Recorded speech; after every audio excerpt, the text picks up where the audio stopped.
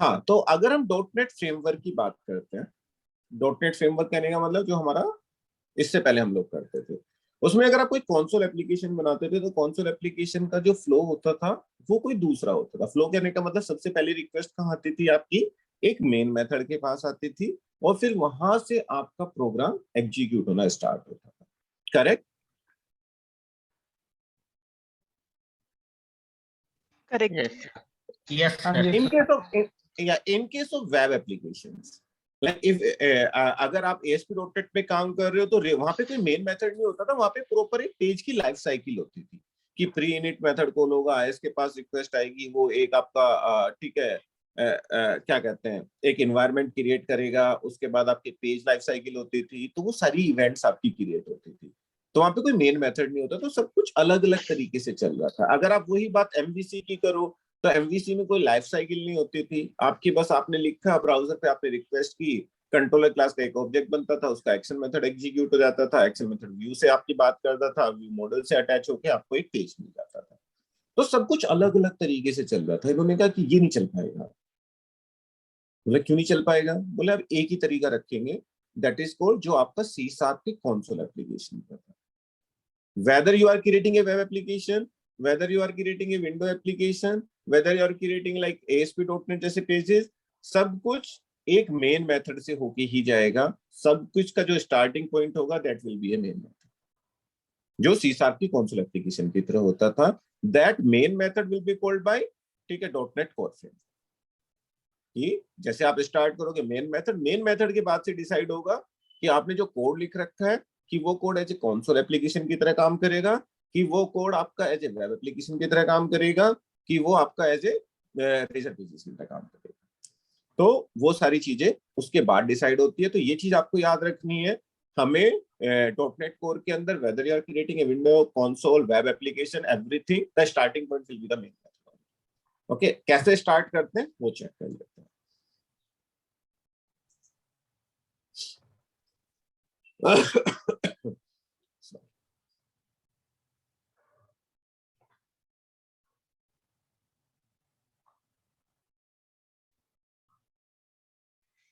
Okay, देखो .NET core का 4 भी है, 5 भी है वर्जन है, लेकिन इस लैपटॉप में जो मेरे पास है that is called the 3.1। Okay, कोई ज्यादा डिफरेंस नहीं है। अगर आप .NET 4 5 लोगे तो वो भी आप चूज करके आगे बढ़ सकते हो, लेकिन आई विल सजेस्ट कि जब तक हम ये कर रहे हैं तब तक आप भी .NET फ्रेमवर्क 3.1 ही लेके चलो, कि जिससे कि जो रिकॉर्डिंग आपके पास है आप उसको देख के ठीक है लिख सको। क्योंकि अगर आप .NET 4 यूज करोगे, 5 यूज करोगे, तो आपकी स्टार्टअप फाइल में मेथड्स के नाम चेंज है, उनको यूज करने का थोड़ा सा तरीका है। तो I will suggest go for the .NET framework 3.1, rest is your choice. अगर आपको अलग में मिलता है या तो आप मेरे से पूछ सकते हो या फिर आप गूगल कर सकते हो कि इसमें ये लिखा हुआ मिला है, आपकी वीडियो में ये था, क्योंकि I am using 3.1 framework. Okay, तो कैसे लेना है? देखो अगर मैं .NET फ्रेमवर्क में MVC पढ़ाता हूँ तो मैं यूजुअली कैसे ले लेता हूँ प्रोजेक्ट, MVC वाला प्रोजेक्ट सेलेक्ट कर लेता हूँ। MVC वाला प्रोजेक्ट सेलेक्ट कर लेता हूँ तो वहां पे कुछ कंट्रोलर व्यू मॉडल बन के आ जाते हैं और फिर हम सीख लेते हैं। यहाँ पे मैं ऐसा नहीं करूंगा, यहाँ पे क्योंकि इट्स ए न्यू फ्रेमवर्क, यहाँ पे मैं एक एम्प्टी एप्लीकेशन लेके चलूंगा और एम्प्टी एप्लीकेशन में उसको फिर मैं MVC में कन्वर्ट करूंगा। कुछ नहीं होगा, मैं कंट्रोलर नाम का फोल्डर भी खुद बनाऊंगा, व्यू नाम का फोल्डर भी खुद बनाऊंगा। तो सब कुछ हम बिल्कुल ब्लैंक सॉल्यूशन से लेके चलेंगे और वहां से वी विल स्टार्ट कि किस तरीके से उसको कॉन्फ़िगर करना है। ओके, तो ये चीज हमें देखना है, तो किस तरीके से हम करते हैं। तो I have a project here ASP.NET Core Empty। Okay, ये क्या कह रहा है? An empty project templates for creating an ASP.NET Core application. ठीक है, ये कुछ भी आपका नहीं रखेगा, ना आपका कोई पेज रखेगा, apart from one main method and startup file. इसके अलावा आपको कुछ भी लिखा नहीं मिलेगा। तो अगर एक बार हम ये सीख लेंगे, नेक्स्ट टाइम से if you want to create MVC application तो आपको ये करने की जरूरत नहीं, फिर आप डायरेक्ट नीचे वाला टेम्पलेट सेलेक्ट कर सकते हो, क्योंकि हमें वो पता लग जाएगा कि स्टार्टअप फाइल में हमें कैसे कॉन्फ़िगर करनी है चीजें। स्टार्टअप फाइल क्या होती है वो भी हम डिस्कस करेंगे अभी।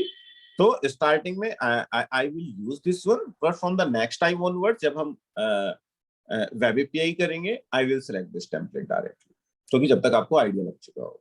तो ASP.NET Core empty. Let me click next. Okay, तो यहाँ पे आपको अपने प्रोजेक्ट का एक नाम देना है, जो भी आपको नाम देना है आप दे सकते हो। ओके, फर्स्ट कोर या वीकेंड्स लिख देता हूँ, वीकेंड्स।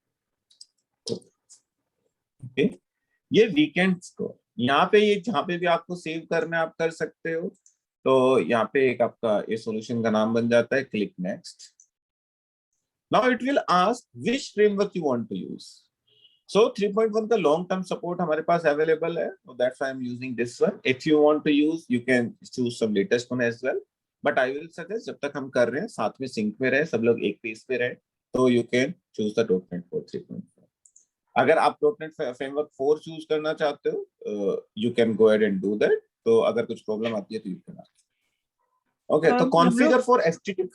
हाँ जी, आप 3.1 क्यों यूज कर रहे हो अभी? मतलब लेटेस्ट भी तो यूज कर सकते हैं ना? हाँ मैं यूज कर सकता हूँ, लेकिन इसमें है ना शुरू से कुछ लाइब्रेरी जो सेटअप करनी होती है, जैसे कुछ है ना स्टैटिक पेज के लिए कुछ मिडिलवेयर्स होती हैं, वो इसमें हम अलग से देख सकते हैं। और जो बाकी वर्जन में वो वहाँ पे नहीं है क्या? सेटअप अवेलेबल नहीं है? नहीं, वहां पे भी है, लेकिन वहां पे दूसरे तरीके से करते हैं, इसमें थोड़ा सा अच्छे तरीके से हम लोग समझ सकते हैं। लेकिन if you want to choose .NET 5 you can choose the .NEट 5 एज वेल। इसमें क्या ना कुछ मेथड्स का है ना बहुत ही शॉर्ट सिंटैक्स दिया हुआ है स्टार्टअप में, तो है ना वो थोड़ा सा कंफ्यूजिंग होता है स्टार्टिंग में। तो that's why I am choosing the .NET Core 3.1. If you want to choose 5 you can choose the 5 as well, बिंदास एकदम। ओके, कुछ भी डाउट होगा यू कैन आस्क। ओके, तो कॉन्फ़िगर फॉर HTTPS, तो ये आपको ऑप्शन आपको रखना है, आपको पता है HTTPS का मतलब क्या होता है। If you want to do that, तो आप इसको फिर आपको एक टेस्ट सर्टिफिकेट चाहिए होगा, तो इसलिए मैं इसको रिमूव कर देता हूँ। ओके, तो क्लियर दिस।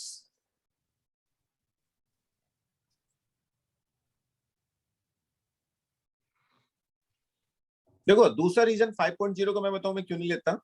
माइक्रोसॉफ्ट में कुछ भी मैं लेटेस्ट चीज पे इसलिए नहीं जाता कभी भी, मतलब पढ़ने के लिए तो हम जा सकते हैं, लेकिन यूज करने के लिए कंपनी थोड़ा सा अवॉइड इसलिए करती है कि उसमें ना थोड़े से हेल्प कम मिलती है। जैसे आप कहीं स्टक हो गए तो .NET 5 उसमें ना थोड़े से आर्टिकल्स आपको स्टैक ओवरफ्लो पे कम मिलेगा, फिर आप अटक ही जाते हो। तो इसलिए यूजुअली कंपनी वाले भी सजेस्ट करते हैं एक वर्जन पीछे ही चलते हैं। ओके, तो थोड़ा सा है ना अगर कहीं फंस जाते हैं तो थोड़ी हेल्प अवेलेबल होती है। तो एनीवे ये हमारे पास स्टार्टअप है और ये हमारे पास प्रोग्राम फाइल है। केवल दो फाइल मेरे पास आई है, ये हमारे पास सेटिंग फाइल है। यहाँ पे वेब कॉन्फ़िग फाइल नहीं होती, मतलब जितनी भी आप कॉन्फ़िगरेशन रखोगे वो आपकी यहाँ पे जेसन फाइल के अंदर जाती है। I will explore this as well, या तो आज या कल की किस तरीके से हम इसमें सेटिंग देते हैं सब कुछ। इसके अलावा आपको कुछ भी नहीं मिलेगा, एक प्रोग्राम फाइल जैसे मैंने okay, this main method is not doing anything apart from just calling this startup file. इसके अंदर केवल यही लिखा हुआ है कि इसको startup file को कॉल करना है। मेन खेला जो खेलता है वो खेलता है ये startup file। इसको हमें समझने की जरूरत होती है कि ये किस तरीके से काम करता है। ओके, और यहाँ पे हम इसको थोड़ा सा समझने की कोशिश करेंगे कि किस तरीके से चीजें चलती हैं। मैं इस सबको ठीक है अभी रिमूव कर दूंगा, सब कुछ जो भी कुछ लिखा हुआ है, then we will write again कि हाँ किस तरीके से ये चीजें हमें समझनी। ओके, तो ये स्टार्टअप फाइल है, इसमें कुछ भी नहीं है, ना मेरे पास कोई कंट्रोलर नाम का फोल्डर है, ना मेरे पास कोई व्यू नाम का फोल्डर है, कुछ भी नहीं है। तो वी विल सी कि ये किस तरीके से इसको काम कराना है। ओके, यहां तक कुछ डाउट? No sir. नहीं नो सर। ओके,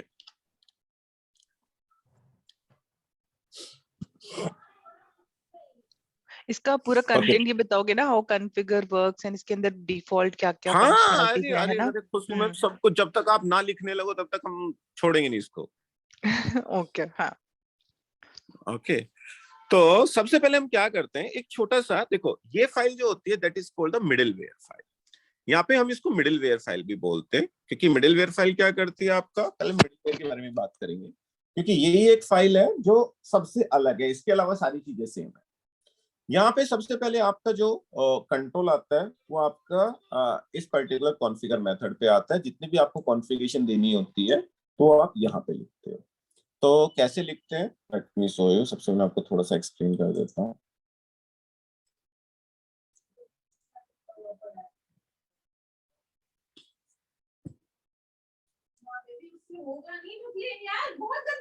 लोगो हम बोल दें एक बार।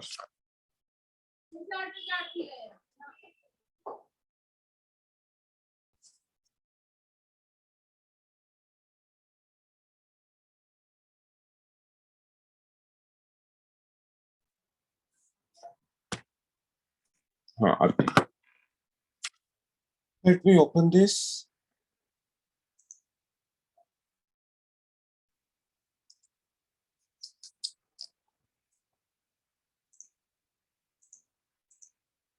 हाँ, तो हमारे पास क्या है, हमारे पास एक कॉन्सेप्ट होता है that is called the middleware, that we need to understand.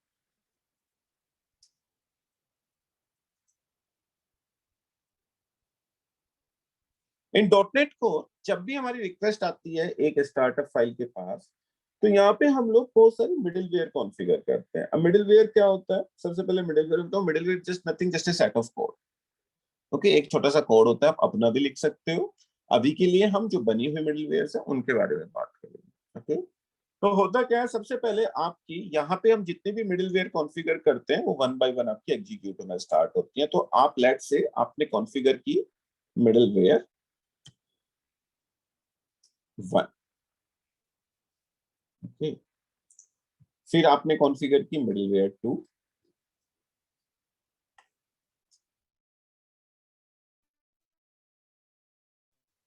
Middleware 2। तो कितनी भी, लेट्स से 2 3 4 5 6, आप कितने भी मिडिलवेयर लाइन से कॉन्फ़िगर कर सकते हो।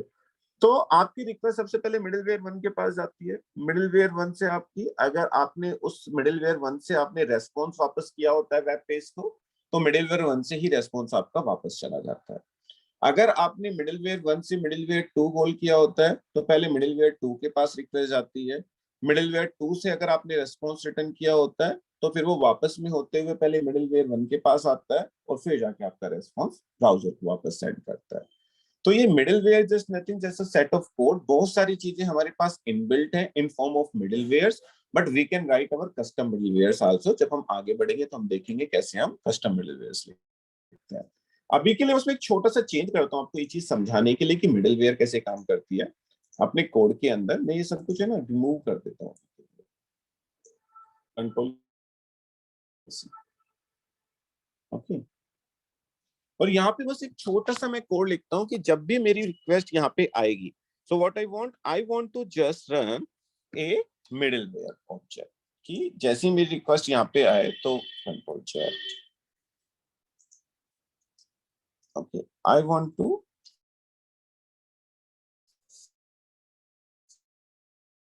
Run and we need to pass, okay.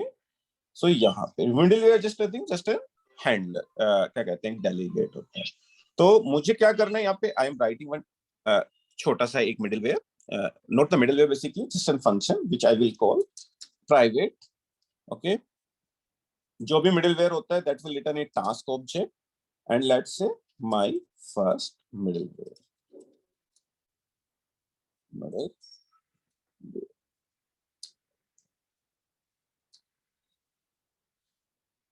okay। This particular object will take an object of the HTTP context, या आपको याद रखना है, इसको इसका छोटा फॉर्म भी लिखेंगे अभी हम, context, and whatever you will return from this context, that will be the response for that request. Return context dot what res dot write, okay। You can write the write, you can use the write async method and normal write method as well, write async, and what we want to return, we want to return this is our first request। सो आपने एक middleware लिखा, okay, छोटा सा। तो जब भी आपकी application में यहाँ पे रिक्वेस्ट में कॉन्फ़िगर के पास रिक्वेस्ट आएगी, सबसे पहले कॉन्फ़िगर मेथड कॉल होगा। आप क्या चाहते हो कि आप यहाँ से अपने इस मिडलवेयर को कॉल करना चाहते हो। तो जैसी रिक्वेस्ट आएगी ऐप डॉट रन के पास जाएगी, ऐप डॉट रन इस मिडलवेयर को कॉल करेगा। यहाँ से हम क्या रिटर्न कर रहे हैं, अपना ये रेस्पॉन्स ब्राउजर को रिटर्न कर रहे हैं। तो इसका मतलब मेरे पास केवल एक ही मिडलवेयर है, अगर आपके पास मल्टीपल मिडिलवेयर होगी that we will also configure. अभी के लिए मैं इसको रन कर देता हूँ। तो this is just nothing, just an method which will return A task. Okay, क्योंकि ये मेथड आपको क्या रिटर्न करता है, टास्क रिटर्न करता है, जो राइट असिंक मेथड होता है।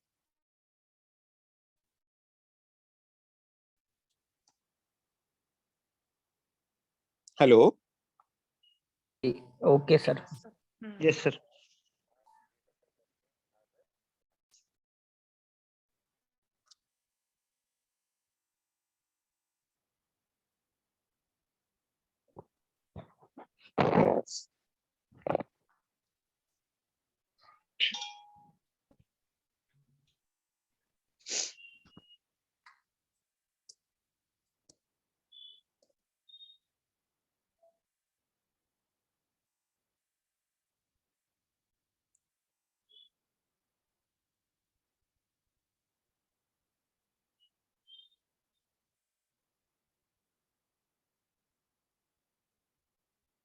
see, whatever you will write in your middleware that will be available on the browser।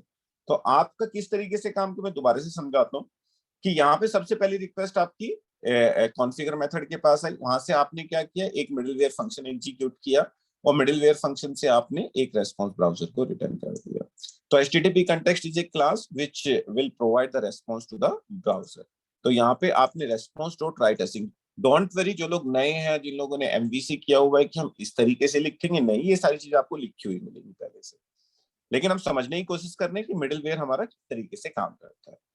Okay, let's say sir इसको अगर मुझे अगर हेलो इसी चीज को मुझे तो हाँ जी सर, ये जैसे आपने राइट एसिंक वाला मेथड कॉल किया यहाँ पर, हाँ इसमें जी सर हमने सर अवेट और मेथड में एसिंक भी नहीं लिखा, फिर भी चल गया सर, ऐसा किया सर? हाँ, बस केवल ये राइट इज असिंक। ओके, अगर आपको इसको असिंक अवेट बनाना है तो the next thing I am doing is I will write the async here, and whenever you are writing a async, okay, so rather था, now I need to use the await keyword. तो अब आपको लिखने की जरूरत पड़ेगी। अगर आप असिंक लिखते हो then you need to use the await method.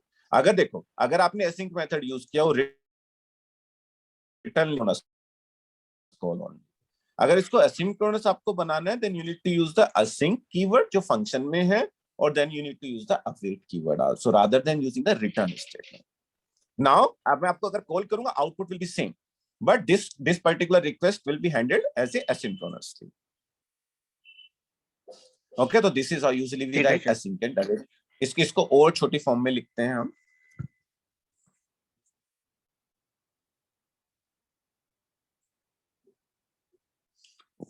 जब आप कोड देखोगे किसी भी .NET कोर का, किसी भी आर्टिकल का, तो इस तरीके से आपको लिखा नहीं मिलेगा। यूजुअली वो किस तरीके से लिखते हैं, इसको छोटी फॉर्म में लिखते हैं। कैसे लिखते हैं मैं आपको बताता हूं। अभी इसको मैं कमेंट कर देता हूं। Okay, rather than writing like this I can write in form of lambda operation as well. और लैम्डा ऑपरेशन आपको पता है कि किस तरीके से हम लिखते हैं। इस पर्टिकुलर मेथड को उठा के हम यहाँ पे पास कर सकते हैं पूरा। तो कैसे लिखेंगे यहाँ पे, इसको लिखने की जरूरत नहीं है आपको, कंट्रोल की सी। ओके, ऐसे भी लिख सकते हो। देखो, इसलिए मैंने इसलिए लिख के दिखाया कि आप लोग कंफ्यूज ना हो, लेकिन यूजुअली आपको जो लिखा मिलेगा .NET 5.0 के अंदर, वो डायरेक्टली इस तरीके लिखा मिलेगा जैसा मैं अब लिख रहा हूँ। ओके, app.run, इसी को शॉर्ट फॉर्म में लिखना है, और अगर असिंक फॉर्म में लिखना है तो आप असिंक फॉर्म में भी लिख सकते हो, नॉर्मल फॉर्म में भी लिख सकते हो, आपकी मर्जी। ओके, पहले मैं नॉर्मल फॉर्म में लिख देता हूँ कंटेक्स्ट। ओके, तो कंटेक्स्ट, उसके बाद आपको कंटेक्स्ट इज द पैरामीटर, ये आपका इनपुट पैरामीटर है, और इधर आपको क्या है, ये आपका रिटर्न स्टेटमेंट है। ये हम Okay. कैसे डिसाइड करते हैं, जैसे रन के अंदर कंटेक्स्ट आया ना, आपने डाला, मतलब मुझे भी अभी लैम्डा में बहुत कंफर्टेबिलिटी नहीं है, तो कैसे हम डिसाइड करते हैं इनपुट पैरामीटर क्या है, हाउ टू चेक?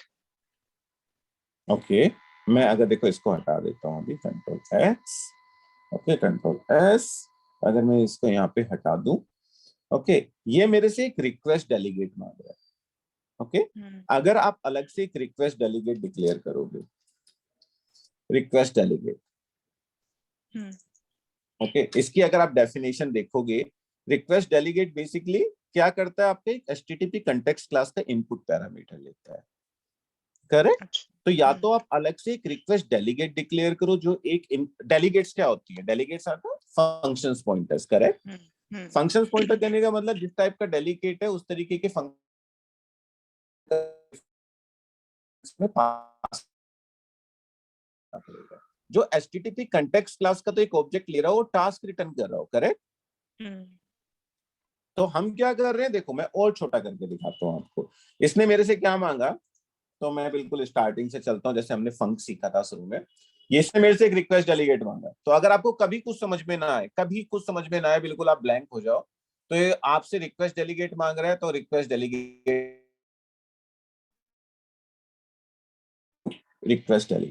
हमेशा उस डेलीगेट का सिग्नेचर देखो। डेलीगेट का सिग्नेचर क्या कह रहा है, मुझे ऐसे मेथड का रेफरेंस पास कर दो जो एक HTTP कंटेक्स्ट क्लास का ऑब्जेक्ट ले रहा हो और जो मुझे टास्क रिटर्न कर रहा हो, करेक्ट। यहां तक क्लियर सब लोग, जोशी जी, निखिल, सब कुछ, क्योंकि डेलीगेट पता होना चाहिए आपको। Yes sir.